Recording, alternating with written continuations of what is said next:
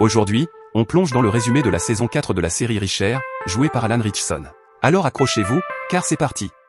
C'est probablement l'homme à la posture la plus impeccable qu'on puisse trouver. Dans le dernier métro, aussi long qu'ennuyeux, il commence à observer les quelques passagers présents dans la rame. Après une longue journée de travail et de déplacement, tout le monde semble complètement épuisé. Mais soudain, le regard de cet homme nommé Jacques se fixe sur une femme assise au fond du wagon. Elle pleure de panique, tandis que ses deux mains sont plongées dans un sac en tissu bleu. Impossible de savoir ce qu'il contient.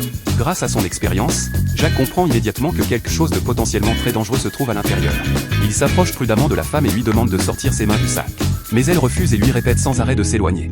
Jacques garde son calme, lui parle doucement et essaie patiemment de la rassurer afin qu'elle lui montre ce qu'elle cache. Soudain, le métro fait une violente embardée et la femme sort un pistolet du sac avant de le pointer directement sur Jacques. Jacques comprend alors qu'il ne s'agit pas d'une bombe, ce qui lui permet de pousser un petit soupir de soulagement. Mais la femme ne cesse de répéter que tout est terminé. Jacques ignore complètement ce qui lui est arrivé, mais devant cette femme qui semble totalement désespérée, il décide de rester à ses côtés pour l'écouter et tenter de l'aider. Lorsqu'elle apprend que Jacques est policier, son expression change immédiatement. Son visage devient froid et Jacques comprend qu'il vient probablement de dire quelque chose qu'il ne fallait pas. Peu après, Jacques se retrouve au commissariat. Deux enquêteurs commencent à l'interroger. Ils ne trouvent sur ce grand gaillard ni permis de conduire ni passeport. À leurs yeux, il ressemble simplement à un homme qui voyage sans véritable destination. Les enquêteurs pensent donc que Jacques pourrait avoir un lien avec cette affaire. Mais lui leur conseille simplement d'interroger les autres passagers du métro. Ils pourront confirmer qu'il n'est pas le meurtrier. Et surtout, Jacques est capable de se souvenir avec une précision impressionnante de la tenue, des gestes et du comportement de chaque personne présente dans la rame. Il peut même deviner leur identité. Une petite espagnole d'environ 40 ans. Un homme habillé en noir, âgé d'une trentaine d'années. Des jumeaux. Un immigré russe complètement obsédé par son travail de nuit. L'enquêtrice lui demande alors comment il peut savoir que l'homme est russe. Jacques répond tranquillement qu'il suffit d'observer sa taille, ses vêtements et certains détails de son comportement. Les gens de cette région sont généralement plus grands que lui. Et surtout, il a remarqué qu'il mettait du ketchup sur une pizza préparée selon une recette albanaise. Plus Jacques parle, plus l'enquêtrice comprend que l'homme assis devant elle n'est vraiment pas ordinaire. Elle finit donc par lui dire la vérité. Les deux policiers faisaient volontairement traîner l'interrogatoire, car des agents du gouvernement fédéral de Washington doivent venir l'interroger. La femme morte dans le métro était en réalité une employée du gouvernement. Pendant qu'ils attendent, la sympathique enquêtrice offre même à Jacques un sandwich qu'il apprécie particulièrement. Et justement, un policier de rang inférieur est amené au commissariat. L'enquêtrice présente alors cet homme à Jacques, il s'agit du frère de la femme morte dans le métro. Jacques l'observe attentivement. Il se dit qu'il pourrait bien avoir affaire à lui encore une fois. Au petit matin, les agents fédéraux de Washington arrivent enfin. Trois enquêteurs regardent Jacques d'un air particulièrement arrogant. Ils savent déjà qu'il est un ancien militaire. Sans perdre de temps, ils lui demandent directement s'il a récupéré quelque chose auprès de la femme morte. Mais Jacques leur explique qu'il n'a jamais eu le moindre contact physique avec elle. De plus, les policiers locaux lui ont déjà posé toutes ces questions. Pourtant, les trois agents continuent d'insister, a-t-il pris quelque chose ou non? Jacques comprend alors que l'objet qu'il recherche doit avoir une importance énorme pour le gouvernement. Il estime donc qu'il n'a plus aucune raison de perdre son temps ici. Après avoir déjà été considéré comme suspect dans plusieurs affaires, il se lève simplement et quitte la salle d'interrogatoire. Mais Jacques sait déjà qu'il vient de mettre les pieds dans une histoire beaucoup plus dangereuse qu'il ne l'imaginait. Et il ne faut pas longtemps pour que cela se confirme. À peine sorti du commissariat, deux hommes lui barrent la route. Ils lui demandent immédiatement si la femme morte dans le métro lui a donné quelque chose. Jacques comprend alors ce qu'il recherche, une clé USB. Comme les deux hommes continuent de s'approcher pour lui mettre la pression, Jacques décide enfin de passer à l'action. En quelques mouvements, il se débarrasse facilement de leur tentative d'intimidation. Puis, en regardant de l'autre côté de la rue, il remarque qu'un restaurant servant le petit déjeuner vient d'ouvrir. Jacques commence à avoir faim. Évidemment, une petite pause déjeuner ne peut pas faire de mal. Mais lorsqu'il entre dans le restaurant, il découvre avec surprise que le frère policier de la femme morte se trouve lui aussi à l'intérieur. Jacques s'installe en face de lui et commence à lui poser des questions. Le frère refuse catégoriquement de croire que sa sœur s'est suicidée.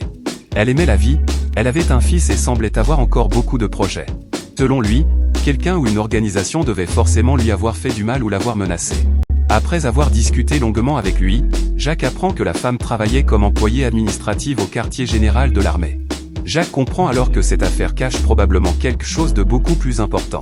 Et ça tombe plutôt bien, parce que plus une enquête devient compliquée, plus Jacques semble s'amuser.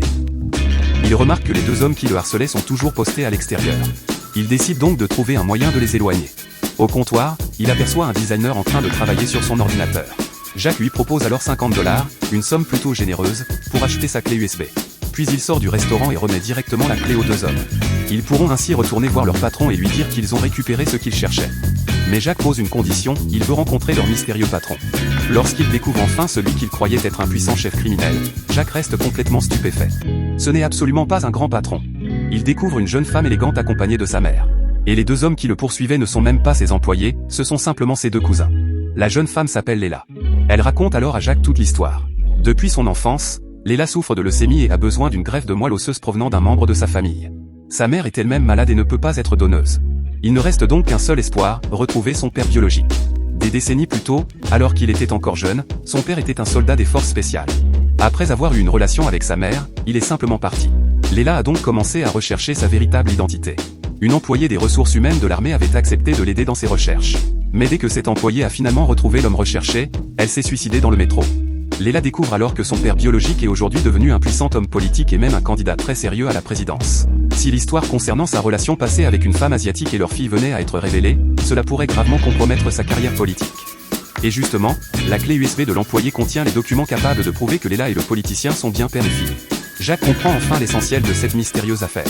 Léla, qui est loin d'être naïve, comprend elle aussi que Jacques risque de continuer son enquête. Elle lui demande donc de rester en contact avec elle. Jacques retourne ensuite au restaurant. Le frère policier de la victime est toujours là. Jacques lui révèle finalement pourquoi sa sœur est probablement morte. Le jeune policier se lève immédiatement, furieux. Même s'il n'est qu'un simple policier, il est déterminé à découvrir toute la vérité sur ce politicien et sur les secrets entourant la mort de sa sœur. Jacques accepte de l'aider. Après tout, il est particulièrement doué pour s'occuper des personnes qui préfèrent rester cachées dans l'ombre. Les deux hommes forment donc une petite équipe d'enquête et se rendent à la Bibliothèque nationale afin de rechercher des informations sur le politicien. Mais les documents disponibles ne contiennent que des informations officielles, propres et soigneusement présentées. Ils doivent absolument retrouver les anciens dossiers militaires concernant le politicien lorsqu'il servait autrefois dans l'armée. Jacques descend alors dans les sous-sols de la bibliothèque, où sont conservées de nombreuses archives anciennes. Pendant qu'il examine minutieusement les documents, quelqu'un s'approche discrètement derrière lui. Encore un homme à la recherche de la clé USB. Jacques se retourne et un combat extrêmement violent commence. Son adversaire est loin d'être un amateur. Il possède même une technique de combat étonnamment similaire à celle de Jacques.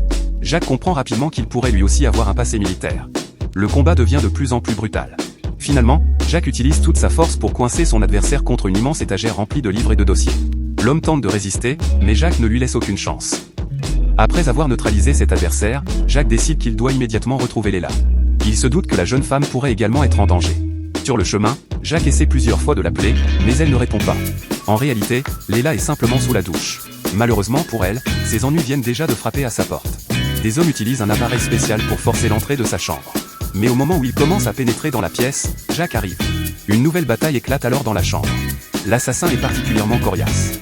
Même après avoir reçu plusieurs coups de stylo infligés par Jacques, il continue de se battre avec une énergie impressionnante. Il attrape ensuite un objet lourd et frappe violemment Jacques à la tête. Mais Jacques réussit à reprendre l'avantage et projette finalement son adversaire par la fenêtre. L'homme tombe de plusieurs étages. Mais, contre toute attente, il n'est toujours pas mort. Jacques s'apprête à descendre pour terminer le travail lorsqu'une voiture arrive soudainement. D'autres tueurs viennent de débarquer.